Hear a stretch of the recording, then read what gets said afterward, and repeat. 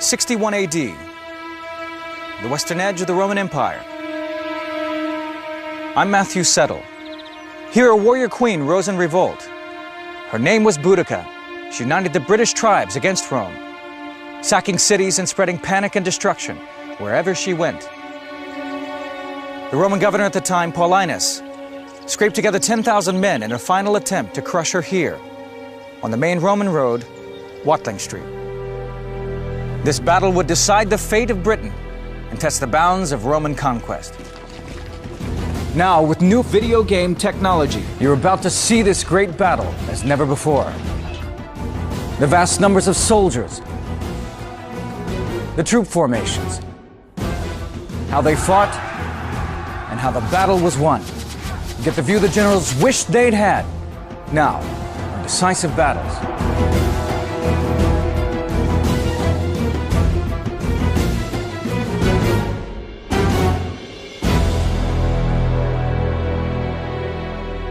Britain was a prosperous Roman province in the 1st century AD. It was rich in mineral deposits and natural resources. But Britain did not give over easily to Roman rule. No less a figure than Julius Caesar had tried and failed to conquer Britain over a century before.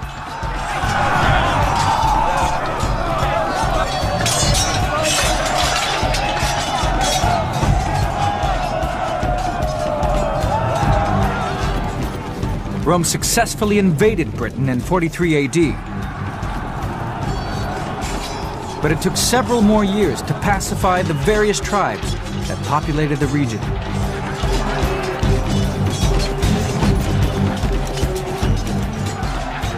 Even though they had been conquered, pockets of fierce resistance remained. Britain was far from being a settled Roman province. This is a place where military reputations full stop, can be won or lost. One has to remember that Britain is a late entry to the empire. Here fortunes, military and financial, can be made.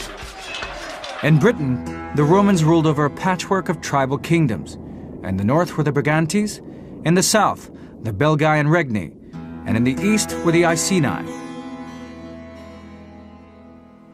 These British tribes lived in villages just like this one, reconstructed in southern England. Boudica was the widow of Prasutagus, a chief of the Iceni. He saw that security depended on a peaceful relationship with the Romans. Since Prasutagus didn't have a son when he died, he left his lands to be jointly controlled by his wife Boudica and the Roman Emperor Nero. And so we have a situation where Prasutagus actually makes the Emperor Nero his heir, or part heir. And the idea, I think, behind what Prasutagus is doing is to ensure a favourable, friendly relationship between Rome and the Iceni. But Rome wasn't deterred. The Roman Emperor Nero had nothing but contempt for the wife and daughters left behind by Prasutagus. They came in, they took over, and when she objected, as naturally she did do, she was flogged and the girls were raped. But Rome underestimated Boudica. When she and her daughters escaped, they went back and raised an army. The brutal treatment of the queen and her daughters would be avenged. News of what happened spread like wildfire. Boudica's own tribe, the Iceni, joined forces with the neighboring Trinovantes so they could teach Rome a lesson. Ancient histories claim that her army numbered more than 100,000.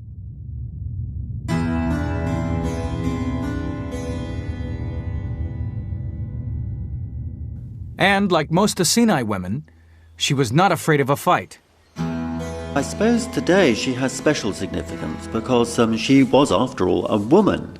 Celtic society were rather big on women. Roman society was not like that at all. Roman writers make a lot of the fact that this rebellion is led by a woman.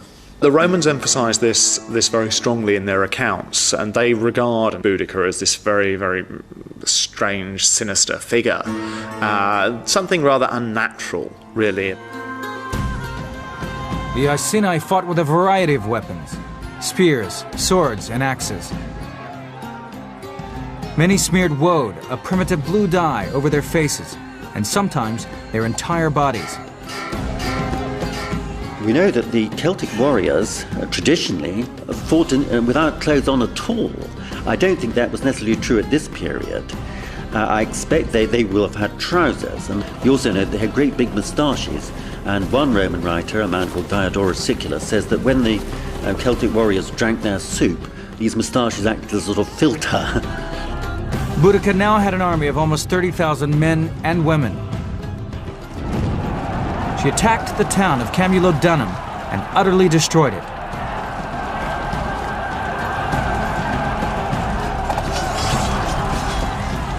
We are given details of the deaths of those people who were put to the sword and tortured by the rebels. The Roman historians talk about them being tortured, impaled on sharpened stakes, all sorts of really horrible details. The Romans were taken completely by surprise. They hastily threw together a small army, but this force, not even properly armed, was soon swept aside.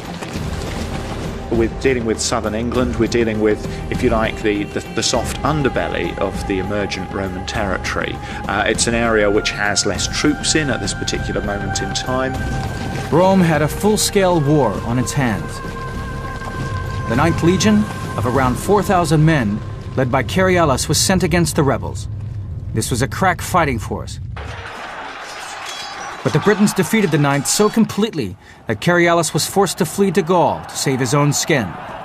Carialis was rash, he advanced without scouts, he was caught with his pants down. The governor of Britain, Suetonius Paulinus, realized he had a real problem on his hands. He had been warring on the island of Anglesey.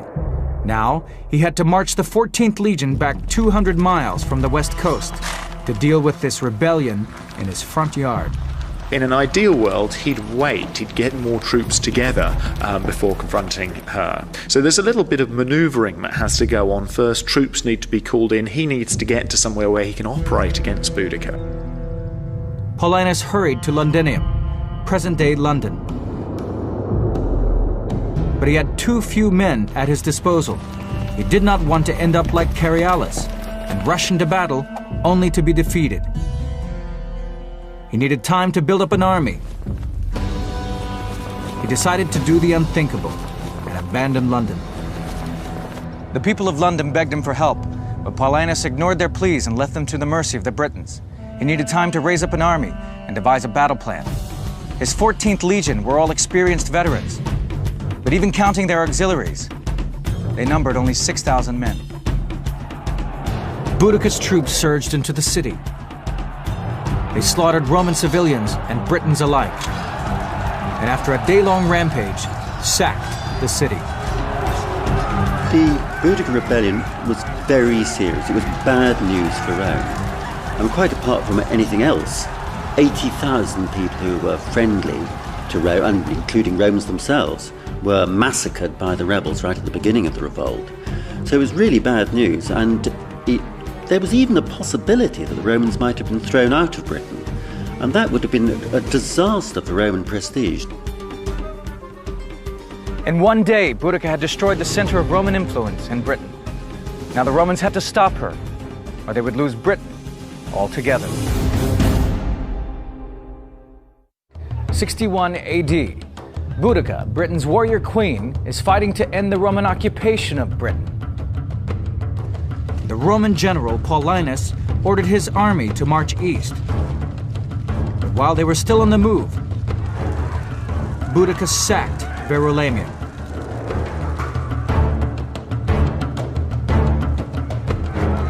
The warrior queen seemed unstoppable. Now she turned north along the main Roman road, Watling Street. Boudica moves pretty swiftly, almost along the lines of Roman communication. The roads that had been an instrument of Roman domination become something that actually helps her accelerate through this young province. Paulinus had gathered more troops, including several hundred cavalry. But his 10,000 men were still greatly outnumbered, and they were tired from the long march. Paulinus expected the 2nd Legion to come to his aid, but the general in charge, Postumius, thought this was a suicide mission and refused. It may be that he was just too frightened. he realised that the crunch had come, and he perhaps thought that the Boudica's warriors would totally overwhelm Paulinus, and he wasn't going to be caught in that disaster too. Postumius' fears were well grounded. The Romans faced a force of at least 30,000 Britons. They were well supplied and supported by a huge baggage train. The scene was set for an epic clash as Paulinus marched out his weary veterans to face Boudica's baying horde. The Romans marched along Watling Street to meet them. Watling Street was the major Roman road north through Britain. Road building was a vital part of the Roman occupation. With good straight roads, they could move troops quickly around the country. Paulinus was an experienced commander. He knew he had to fight Boudica's forces on a battlefield that canceled out her greatest strength, her superior numbers. So he decided to fight here, just south of Watling Street, 100 miles north of London. He had one advantage, and one big advantage, and that is he could choose the actual battle site. He knew that he would be totally outnumbered by the rebels, who at this stage are supposed to have numbered something between a quarter and a third of 1,000,000 men. I mean, a huge, huge force. Paulinus wanted to give Boudica little room to maneuver. So he chose a battlefield which had thick woods on either side. This field was broad at one end, but narrow at the other. Paulinus placed his army at the point where the field narrowed. Boudica lined up her troops directly opposite, where the land broadened out. The ground also curved up where it met the woods. This protected the Roman army's flanks. To Boudicca and her British warriors, it must have looked like easy pickings. Here were the Romans outnumbered at least 3-1, deliberately drawing themselves up in a place that offered no retreat. The Britons could simply press in and hack away till the last legionary fell. The Romans, after all, seem to be on the back foot. They've been hit badly. 3 towns have been pulverized. The 9th Legion mauled in an ambush. Boudica's forces were so confident of victory, they brought along their women and children to watch the action from a huge wagon crescent drawn up behind the battlefield. They were on the up. They had been tremendously successful. This was like, a tremendous event which everybody was supporting. The whole family was there, and to cheer on the victors as they saw it. The Roman historian Tacitus, writing less than 50 years afterwards, put speeches in the mouths of both commanders, hatred seething from their lips. He writes that before the battle, Paulinus told his men, "Despise the savage uproar, the yells and shouts of undisciplined barbarians. In that mixed multitude, the women outnumber the men." Meanwhile, across the battlefield, Boudicca rallied her forces. From the pride and arrogance of the Romans, nothing is sacred. All are subject to violation. The old endure the scourge, and the virgins are deflowered. This would be the decisive battle of the campaign. Either Rome would win, or Boudicca would get her revenge and take back Britain. The Britons made the first move, and with an almighty roar, the horde took up their weapons and charged at the Romans. The very first battle of Britain had begun. This time, the Romans knew what they were facing. They would not crack under the British assault, as the men of the 9th Legion had done. Now they would do what they did best: hold their nerve, be disciplined, and follow their drill to the letter. When the British came within 40 yards, the legionaries flung a volley of pila into the front ranks. These light spears were specifically designed to disrupt the charge of cavalry or infantry. The heavy metal heads lodged in the shields and weighed down the front ranks. The aim was to kill the enemy or trip them up. Since many of the Britons were lightly armed or even naked, this organized volley was devastating. Unluckily for them, Roman legionaries always carried 2 pila. Another organized volley turned the howling charge into a screaming slaughter. But still the Britons surged forward. Till now they had beaten every army the Romans had sent against them and destroyed their greatest city. They were determined to win this final battle. 61 AD. Boudica, queen of the Iceni, is fighting to end the Roman occupation of Britain. The Britons sent in wave after wave of warriors. Boudica watched the battle from her chariot. She could see this was a very different Roman force from the 9th Legion that she had smashed earlier in the year. It's an army that's used to fighting, very experienced, and under a very capable commander. These Romans had picked a good spot for battle. They were standing their ground.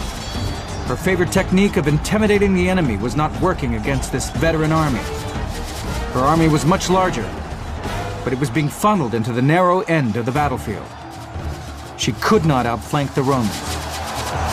All of the evidence appears to be that she was an extremely capable woman, a fighter, and she would have been in the battle and probably would have been in the thick of things. The discipline of the legions stopped the British charge in its tracks.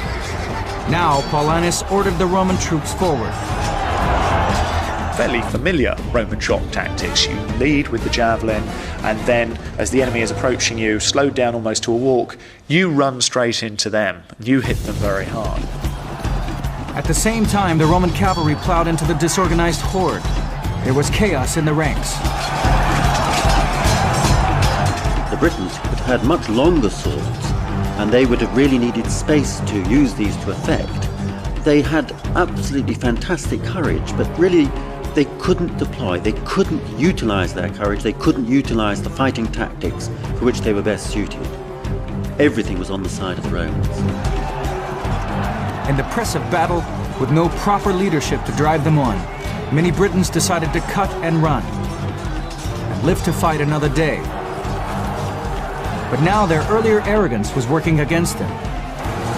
Their huge baggage train blocked the way. The Britons had cut off their line of retreat with their own wagons. Now the wives and children of Britons, so confident of victory, found themselves in the middle of a massacre. Their menfolk ran from the battle toward them, only to find the spaces between the wagons had become choke points. There was no escape. They had abandoned what little battle order they had, and now they were being hacked down.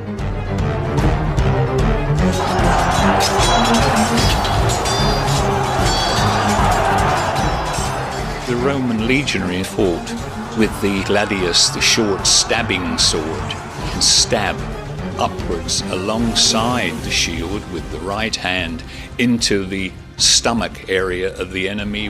Bloodlust drove the Romans on. They'd come to the battlefield tired and outnumbered, and now their enemy was cornered and confused.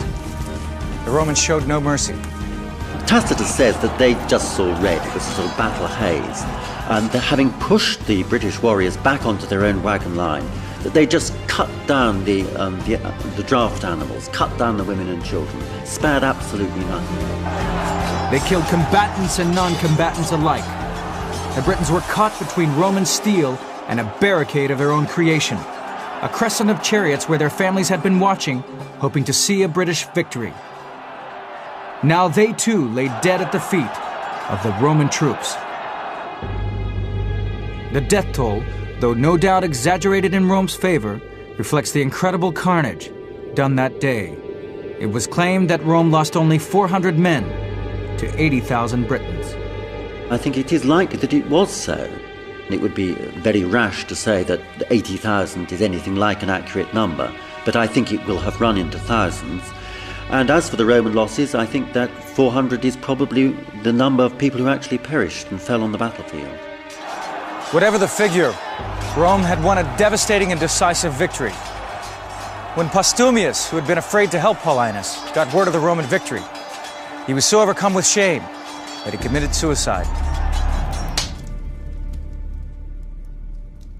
Boudica raced from the battlefield. Capture would have meant being dragged back to Rome in chains. torture, and then execution. The Romans followed in hot pursuit. But before they could reach her, Boudica took poison and died.